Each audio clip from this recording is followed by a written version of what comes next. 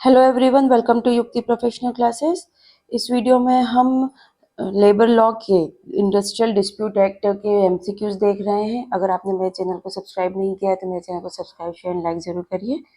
चलिए अब हम स्टार्ट करते हैं। तो हम थोड़ा सेक्शन 18 के बारे में देख लेते हैं। सेक्शन 18 में बोला गया है कि person on home settlement and award are binding. तो जो सेटलमेंट और अवार्ड जो दिया गया है किन पर्सन्स पर बाइंडिंग होगा उसके बारे में बोला गया। तो अगर सेटलमेंट जो हुआ है वो अगर कंसिलेशन प्रोसीडिंग के बाहर जाके हुआ है, मतलब कंसिलेशन के थ्रू नहीं हुआ है सेटिंग, कंसिलेशन के बाहर जाके मतलब किया गया है, तो ये जो बाइंडिंग होगी वो पार्टीज पर, जो एग्रीमेंट के पार्टीज है जिन्होंने ये सेटलमेंट किया है उनके बीच, मतलब एम्प्लॉयर और वर्कमैन पर अप्लाई होगा। ठीक है, अगर सेटलमेंट कंसिलेशन प्रोसीडिंग के दौरान मिला है, किया गया है, तो ये बाइंडिंग होगा ब्रॉडर ग्रुप, मतलब जिसमें आ जाएंगे सारे पार्टीज, जो डिस्प्यूट से रिलेटेड जितने भी पार्टीज होंगे, समन पार्टीज एंड फ्यूचर एम्प्लॉयज, इन सब पर ये जो सेटलमेंट है वो एप्लीकेबल होगा। अगर डिस्प्यूट को आर्बिट्रेशन अवार्ड पर अगर अप्लाई किया गया है, उसको रिफर किया गया है डिस्प्यूट्स को, तो आर्बिट्रेशन अवार्ड अगर इन्फोर्सेबल है तो ये बाइंडिंग होगा। रिफरिंग पार्टी मतलब जिसने रिफर किया है आर्बिट्रेशन के लिए, उन पे एप्लीकेबल होगा। अगर इस पर government notification under section 10A subsection 3A के तहत दिया गया है तो आर्बिट्रेशन अवार्ड जो अप्लाई होगा वो वाइडर जो ग्रुप है, सेट ऑफ पार्टीज, उस पर अप्लाई होगा। ठीक है, अगर जो डिसीजन इंडस्ट्रियल डिस्प्यूट पर जो डिसीजन दिया गया इंडस्ट्रियल ट्राइब्यूनल के तहत द्वारा दिया गया है या लेबर कोर्ट के द्वारा दिया गया है, तो यहाँ पर जो होगा वो जो बाइंडिंग इन्फोर्सेबल होगा। और वो किस किस पर होगा? All parties of to the dispute industrial dispute, summon parties, ठीक है, और एम्प्लॉयर्स के जो हायर है, सक्सेसर है और असाइनी है ना। If the disputes concern the establishment, है ना, तो उस एस्टेब्लिशमेंट के जो भी एम्प्लॉयर है उनके हायर, सक्सेसर और असाइनी, उन पर भी एप्लीकेबल होगा। और all existing and future employees of the affected establishment, तो जिस एस्टेब्लिशमेंट को अफेक्ट में आ रहा है उसके जो एग्जिस्टिंग एम्प्लॉयज है वो, और फ्यूचर में जो एम्प्लॉयज होंगे उन सब पे एप्लीकेबल होगा, है ना। अगर डिस्प्यूट जो रिलेटेड है एम्प्लॉयर से, तो जो अवार्ड होगा वो बाइंड होगा उनके हायर, सक्सेसर एंड असाइनी, ठीक है। और अगर डिस्प्यूट वर्कमैन से रिलेटेड है तो ये बाइंड होगा करंट और future employees in the affected establishment. तो ये इसका बेस थोड़ा जो है ब्रीफ ध्यान रखिएगा। चलिए नेक्स्ट है under section 22, when is a strike prohibited in a public utility service. मतलब जो पब्लिक यूटिलिटी सर्विस है उसमें जो स्ट्राइक है वो कब रेस्ट्रिक्ट किया, प्रोहिबिट किया गया वहां पर, मतलब ये पब्लिक यूटिलिटी सर्विस के तहत आप स्ट्राइक नहीं कर सकते, कब प्रोहिबिशन दिया गया है? तो if notice is not given within 6 week before striking, तो यहाँ पर स्ट्राइकिंग करने से पहले 6 वीक का नोटिस देना है। अगर नहीं दिया है तो आप स्ट्राइक नहीं कर सकते, मतलब पब्लिक यूटिलिटी सर्विस के में स्ट्राइक नहीं किया जा सकता है। If it is done before the expiry of the strike date mention in the notice, अब नोटिस में मेंशन करा था, ठीक है, और उसका एक्सपायर की इस डेट को हम स्ट्राइक पे जा रहे हैं और अगर वो एक्सपायरी हो गया तो भी वो नहीं किया जा सकता। और during conciliation proceeding and 7 days after their conclusion, तो अगर कोई कंसिलेशन प्रोसीडिंग चल रही तो उस दौरान भी स्ट्राइक नहीं होगा। और अगर 7 days, तो राइट ऑप्शन है option all of above. Public utility service employees can not strike within prior notice 6 week before. तो पहला ग्राउंड ये है कि 6 वीक का मतलब 6 सप्ताह का पहले नोटिस देना होगा तभी स्ट्राइक कर सकते हैं। Strike should not be initiated with in 14 days of giving notice, तो नोटिस देने से 14 दिन के अंदर वो नहीं किया जाएगा स्ट्राइक, है ना, उसके बाद किया जाएगा, तभी इनिशिएट हो सकता है। No strike is allowed before the expiry of the strike date mention in the notice, तो जो नोटिस में डेट मेंशन कर रखी है उस दौरान में ही आप स्ट्राइक कर सकते हैं, उसके बाद नहीं, एक्सपायरी होने के बाद नहीं अलाउड है। और ड्यूरिंग कंसिलेशन प्रोसीडिंग में भी नहीं होगा, और अगर वो कंक्लूजन हो जाता है तो उसके 7 days है, 7 days after their conclusion strike is prohibited, ठीक है। तो ये इन ग्राउंड पे स्ट्राइक नहीं होगा। Next, what is the mandatory notice period for lockout under section 22। Lockout के लिए, तालाबंदी करने के लिए कितना यहाँ पे देना है हमको? 6 वीक बिफोर लॉकआउट, लॉकआउट करने से 6 सप्ताह पहले का हमको नोटिस देना होगा। An employer must give a notice of 6 weeks before declaring a lockout in a public utility service. These ensure that employees and authorities are aware of the impending lockout. ठीक है। नेक्स्ट है, if conciliation proceeding are going on when can strike और lockout be declared. मतलब ये दोनों के लिए है, स्ट्राइक के लिए भी और लॉकआउट के लिए भी। ठीक है, तो यहाँ पर अगर कंसिलेशन प्रोसीडिंग चल रही है तो क्या ये डिक्लेयर किया जा सकता है? तो after 7 days of conclusion of conciliation proceeding के बाद हो सकता है। During conciliation proceeding no strike और लॉकआउट इज अलाउड। तो प्रोसीडिंग जब चल रही है उस दौरान तो करना ही नहीं। फिर even after conciliation ends, conciliation proceeding हो गई है, waiting period of 7 days is required before initiating a strike और लॉकआउट। तो 7 दिन का यहाँ पे मतलब 7 दिन के बाद ही स्ट्राइक लाया जा सकता है, उसके बाद नहीं लाया, उसके पहले नहीं लाया जा सकता है। ठीक है, तो 7 दिन का यहाँ पे गैप होना चाहिए। फिर in which case is prior notice not required for a strike और लॉकआउट अंडर सेक्शन 22। अब कहाँ पर नोटिस देना जरूरी, क्योंकि यहाँ पे पहले ही बोला स्ट्राइक और लॉकआउट में 6 वीक का नोटिस देना जरूरी है। ठीक है, तो यहाँ पर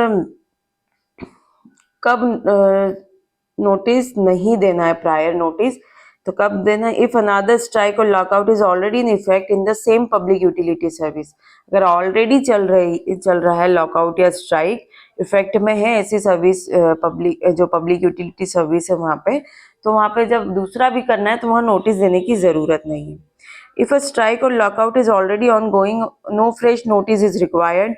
However, the employer must inform the government on the same day about the strike or lockout. पर inform जरूर करना पड़ेगा गवर्नमेंट को कि सेम डे जिस दिन से वो चालू हुआ है। ठीक है, what is the employers responsibility if they receive a strike notice under section 22। अब जो स्ट्राइक एम्प्लॉयर है, मतलब जो कंपनी के एम्प्लॉयर्स है ना, नियोक्ता जिनको बोला जाता है हिंदी में, है ना, अगर उनको नोटिस मिलता है, स्ट्राइक नोटिस मिल रहा है कि हम हड़ताल करने वाले हैं, तो उनकी क्या रिस्पॉन्सिबिलिटी बताई गई है? तो ये क्या करेंगे? रिपोर्ट करेंगे अप्रोप्रिएट गवर्नमेंट को विद इन 5 days। 5 days के अंतर्गत अप्रोप्रिएट गवर्नमेंट को इनको इन्फॉर्म करना होगा। If an employer receive a strike notice or issue a lockout notice, they must report to the government within 5 days। This ensure transparency and industrial harmony. Next है, who decides the procedure for giving strike and lockout notice under section 22। तो section 22 में जो lockout और strike की जो procedure होगी वो कौन डिसाइड करेगा? तो यहाँ गवर्नमेंट इसकी पूरी प्रोसीजर करेगी। The government prescribes the procedure for issuing strike and lockout notices. The rules ensure a fair and regulated process for industrial disputes. Next है, what happen if an employer does not report strike और lockout notice to the government. अब government को, क्योंकि यहाँ पे responsibility बोला गया कि गवर्नमेंट को 5 दिन के अंतर्गत, उनको जैसे ही पता पड़ता है वैसे 5 दिन के अंतर्गत गवर्नमेंट को नोटिस देना होगा। ठीक है, तो अगर नहीं दिया तो क्या होगा? तो यहाँ पे जो employer faces penalties as per the law में जो भी पेनल्टीज दी वो देना होगा। तो failing to report notices to the government violates legal requirement. तो लीगल रिक्वायरमेंट का वो वायलेशन हो जाएगा। Employer may face legal action and penalties for non compliance. फिर उनको नॉन कंप्लायंस के लिए पेनल्टीज देनी होगी। नेक्स्ट है, under section 25F, how long must a workman be continuously employed to be eligible for retrenchment benefit. जो छटनी process है ना, छटनी का जो लाभ है, जो छाट दिया जाता है एम्प्लॉयज वगैरह को, है ना, तो ये इसका बेनिफिट उसको लेना है तो उसको कम से कम वर्कमैन को कितने टाइम पीरियड के लिए काम करना होगा? तो उसको कम से कम एटलीस्ट 1 year उसको काम करना होगा, तभी उसको ये बेनिफिट मिलेगा। Section 25A applies to a workman employed for at least 1 year in continuous service under the employer. If a workman has worked less than 1 year, they are not entitled to retrenchment benefits under this section. Next, what is the minimum notice period required before retrenching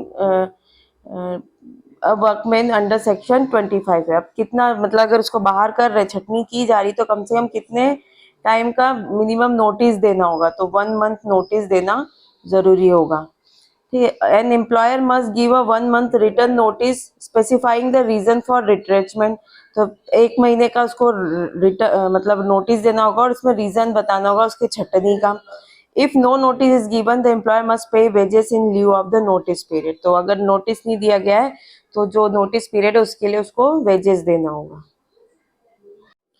next question है what is the retrenchment compensation a workman is entitled to under section 25 है। तो अब retrenchment हो रहा है, इसका उसको बाहर किया जा रहा है, छटनी की जा रही है, तो उसको कितना मुआवजा मिलेगा, कितना कंपनसेशन दिया जाएगा। तो 15 डेज एवरेज पे for every completed year of continuous services. ठीक है, तो प्रत्येक पूर्ण वर्ष की सेवा के लिए 15 दिनों का औसतन वेतन दिया जाएगा।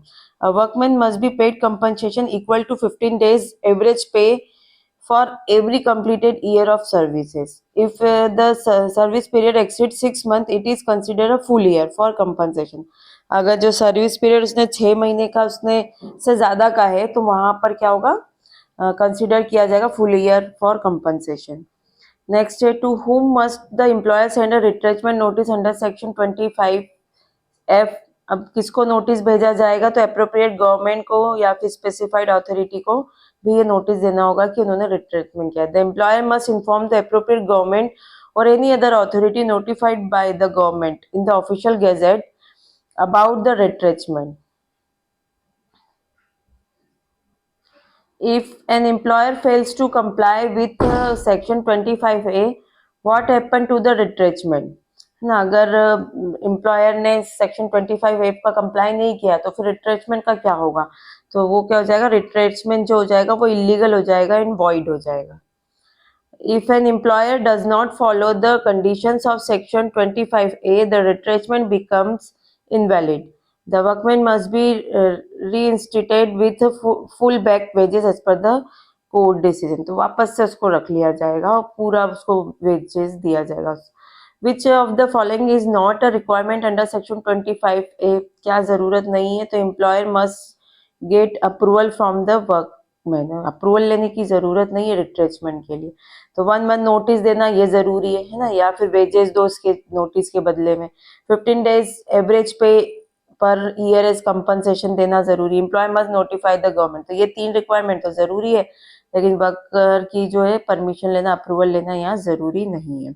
Next, if a workman has completed 3 years and 7 months of a continuous service, how many years will be considered for retrenchment compensation? तो यहाँ पे पूरा 4 year ही इसको कंसिडर किया जाएगा, है ना। तो if a workman has completed more than 6 months in a year, 6 महीने से एक साल में, अगर 6 महीने से ज्यादा उसने कर लिया तो उसको एक साल में राउंड ऑफ करेंगे तो फुल ईयर में किया जाएगा। तो यहाँ पे 3 साल 7 महीने हैं, तो 3 साल तो है ही, 7 महीने को हम यहाँ पे एक साल में कन्वर्ट कर देंगे तो ये 4 साल हो जाएगा। What is the primary objective of section 25F, है ना। तो इसका क्या ऑब्जेक्ट है, ये सेक्शन क्यों बनाया गया है, तो to protect workers from arbitrary retrenchment, मतलब मनमानी जो उनका बाहर किया जाता है ना, उससे मनमानी तरीके से उनकी छटनी पर रोक लगाने के लिए सेक्शन 25F लाया गया था। ठीक है, Section 25 have ensured that workers are not retrenched without prior proper notice, compensation and government oversight। मतलब ये बस ये ध्यान रखता है कि उनको नोटिस दिए बगैर नहीं बाहर कर सकते, कंपनसेशन नहीं दिया जा रहा है। तो इन सब चीज पर, क्योंकि पहले मनमानी था, जब ये प्रोविजन नहीं था तो इसी तरीके से कभी भी निकाल दिया, कंपनसेशन नहीं देना। और गवर्नमेंट को भी इसके बारे में तो यहाँ पे नहीं पता होता था, गवर्नमेंट को भी इसके बारे में इन्फॉर्म करना जरूरी है। It prevents exploitation and ensure fair treatment of workmen। What is the maximum punishment for a workman who participates in an illegal strike under section 26? ठीक है, तो अब अगर कोई वर्कमैन ने इलीगल स्ट्राइक की गई है और उसमें अगर वो उसने भी पार्टिसिपेट किया है तो उसको पनिशमेंट क्या दिया जाएगा, मैक्सिमम पनिशमेंट बोला गया है। तो इम्प्रिजनमेंट अप टू 1 month और फाइन अप टू 50 rupees और बोथ, दोनों में से कुछ भी दिया जा सकता है। Any workman who starts, continues or support an illegal strike can be punished with imprisonment up to 1 month or fine up to rupees 50 or both. This ensures discipline in industrial relation and prevents unlawful disruption. What is the penalty for an employer who initiates or continues an illegal lockout under the section 26? ठीक है, तो अगर कोई employer है वो अगर अवैध तालाबंदी करता है, लॉकआउट करता है, तो वहां पे उसको क्या दंड है, उसको क्या है, उसको भी इम्प्रिजनमेंट अप टू 1 month और फाइन अप टू 1000 और बोथ दोनों दिया जा सकता है। तो section 26 subsection 2 states that an employer who initiates or continues illegal lockout faces harsher punishment than workers. Fine is higher for employer to discourage unfair labour practices. Next है what is the punishment under section 27 for instigating or inciting an illegal strike और lockout. ठीक है, तो इसमें जो अवैध हड़ताल और तालाबंदी को भड़काने का काम किया जा रहा है तो उसके लिए क्या दंड दिया गया सेक्शन 27 में। तो ये दिया गया इम्प्रिजनमेंट अप टू 6 मंथ और फाइन अप टू 1000 और बोथ, दोनों में से कुछ भी दिया जा सकता है। Under section 28 what is the punishment for providing financial aid to illegal strike and lockout. अब जो इलीगल स्ट्राइक और लॉकआउट किया जा रहा है उसमें कोई वित्तीय सहायता कर रहा है ना, कोई फाइनेंशियली उसको सपोर्ट कर रहा है, तो वहां पे उसको कितनी पनिशमेंट होगी, तो उसको भी इम्प्रिजनमेंट अप टू 6 मंथ और फाइन 1000 और बोथ से पनिश किया जाएगा। What is the punishment for breaching a settlement or award under section 29? ठीक है, तो अब जो सेटलमेंट दिया गया था या अवार्ड दिया गया था उसको ब्रीच कर रहे तो तब वहां पे क्या पनिशमेंट होगा, तो इम्प्रिजनमेंट अप टू 6 मंथ और फाइन और बोथ, ये सेक्शन 29 में मेंशन किया। यहाँ पे ना जनरली सबकी पनिशमेंट सेम ही है लगभग, 6 मंथ और फाइन और बोथ, लेकिन बस सेक्शन ध्यान रखिएगा कि सेक्शन 29 में ये बोला गया कि अवार्ड और सेटलमेंट का ब्रीच कर रहे हैं, तो सेक्शन 28 में क्या दिया गया है उसके बारे में ये थोड़ा ध्यान रखिएगा।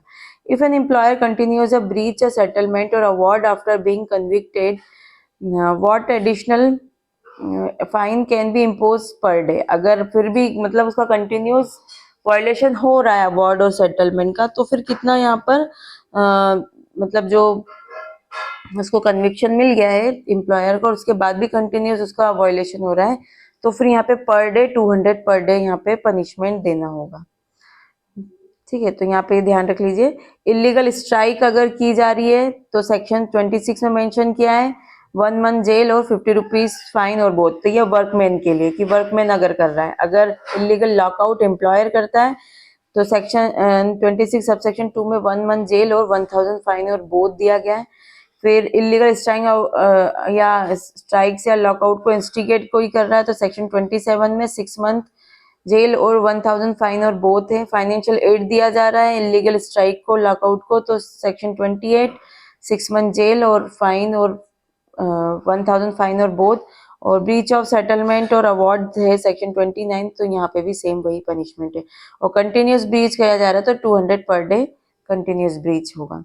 Under section 32 who can be held guilty when an offence is committed by a company under this act।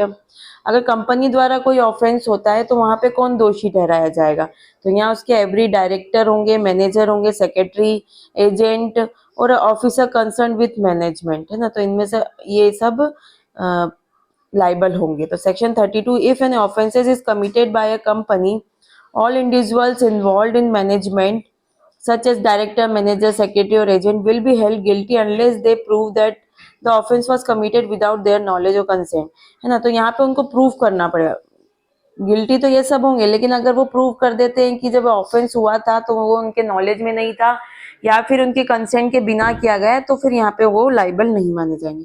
What is the only defence available to a director or manager under section 32 to avoid liability. तो इसमें बोला है director or manager है उनकी जो responsibility है सब उनको बचने के लिए क्या उनके पास यही एक सेक्शन 32 ही है एकमात्र बचाव, सिर्फ वो यही कर सकते हैं। तो proving that the offence was committed without their knowledge हो, तो क्या बचाव पूछा गया है कि क्या बचाव दिया गया, तो यही कि उनको प्रूव करना है कि वो जो ऑफेंस हुआ है उनके नॉलेज के बिना हुआ है या कंसेंट के बिना हुआ, तो सेक्शन 32 इस बारे में बोलता है। Under section 34 subsection 1 who has the authority to file a complaint regarding offence under this act. अब यहाँ पे मतलब कौन सी अथॉरिटी कंप्लेंट फाइल कर सकती है सेक्शन 34 के तहत, अगर कोई ऑफेंस हो रहा है ना, तो सेक्शन 34 में दिया गया है कि कौन सी authority, who has the authority, कौन सी अथॉरिटी होगी टू फाइल अ कंप्लेंट, तो किसके पास है ये, the appropriate government or someone authorised by it, या जिसको ऑथराइज किया गया है वो यहाँ पे कंप्लेंट करता है। No court shall take cognizance, यहाँ पे कोई कोर्ट कॉग्निजेंस नहीं लेगा of an offence unless a complaint जब तक कि कंप्लेंट नहीं की गई हो made by or under the authority of the appropriate government, जब तक कि अथॉरिटी द्वारा कंप्लेंट नहीं की गई है कोर्ट इसको कॉग्निजेंस नहीं लेगा, संज्ञान नहीं ले सकता। Which court has the jurisdiction to try an offences under this act as per section 34 subsection 2। अब अगर कंप्लेंट किया गया तो फिर कौन सा कोर्ट उसको, अगर कंप्लेंट कर दी गई है कोर्ट कॉग्निजेंस लेना चाहेगा तो यहाँ पे कौन से कोर्ट को जुरिडिक्शन होगा, ये पूछा गया सेक्शन 34 सबसेक्शन 2 के तहत।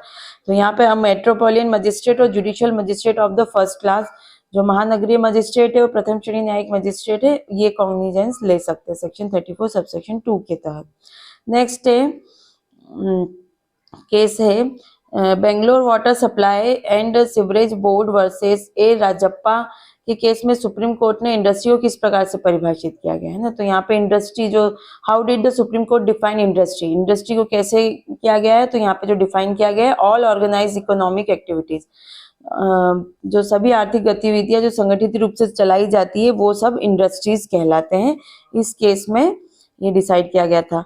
ठीक है, तो इसमें देख लेते हैं इस मामले में ये जब 1978 में किया दिया गया था, इसमें 3 जो परीक्षण व्यापक जो उसके निकाले थे ग्राउंड्स, तो इसमें सिस्टमेटिक एक्टिविटी होनी चाहिए, ठीक है, फिर कोऑपरेशन बिटवीन एम्प्लॉयर और एम्प्लॉई होना चाहिए, प्रोडक्शन डिस्ट्रीब्यूशन ऑफ गुड्स और सर्विस। तो ये सब को मतलब ये triple test to identify industry, किसी भी इंडस्ट्री को आइडेंटिफाई करने के लिए ट्रिपल टेस्ट का एक लेट डाउन किया गया था रूल, जिसमें क्या था कि सिस्टमेटिक एक्टिविटीज होनी चाहिए, है ना, ट्रिपल जो टेस्ट है उसमें, फिर कोऑपरेशन होना चाहिए एम्प्लॉयर और एम्प्लॉय के बीच में, और प्रोडक्शन होना चाहिए या डिस्ट्रीब्यूशन का काम होना चाहिए गुड्स या सर्विसेज के।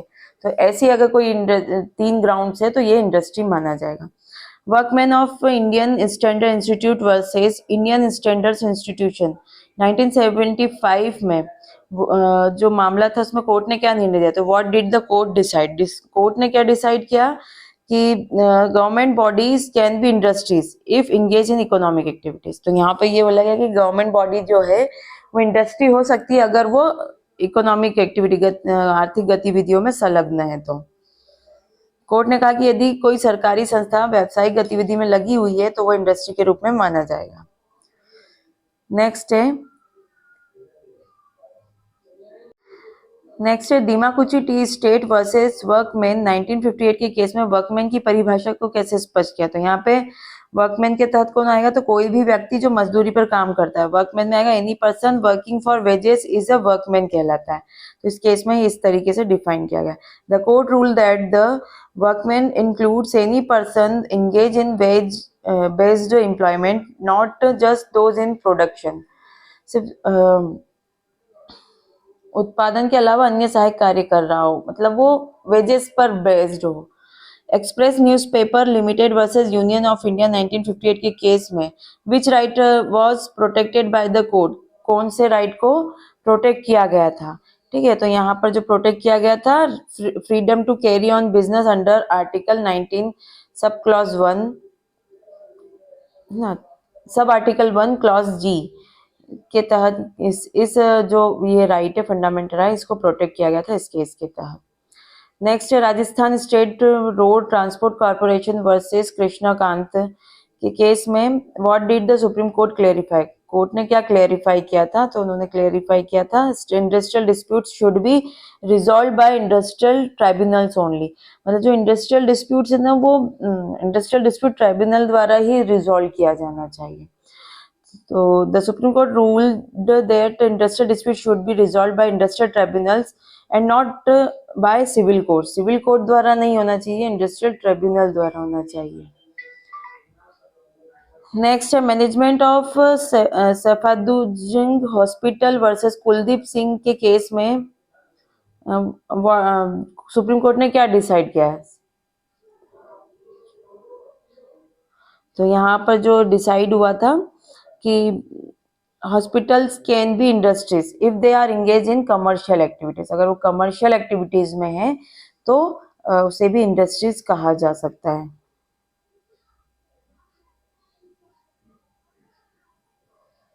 नेक्स्ट है DN Banerjee versus PR Mukherjee 1953 के मामले में कोर्ट ने क्या डिसीजन दिया, what did the court decide, तो यहाँ पर भी जो डिसाइड किया गया था कि जो म्युनिसिपल कॉर्पोरेशन और industries if engage in commercial activities, अगर म्युनिसिपल कॉर्पोरेशन है वो भी इंडस्ट्री बनाई हो सकती है अगर वो कमर्शियल एक्टिविटीज से जुड़ी हुई है।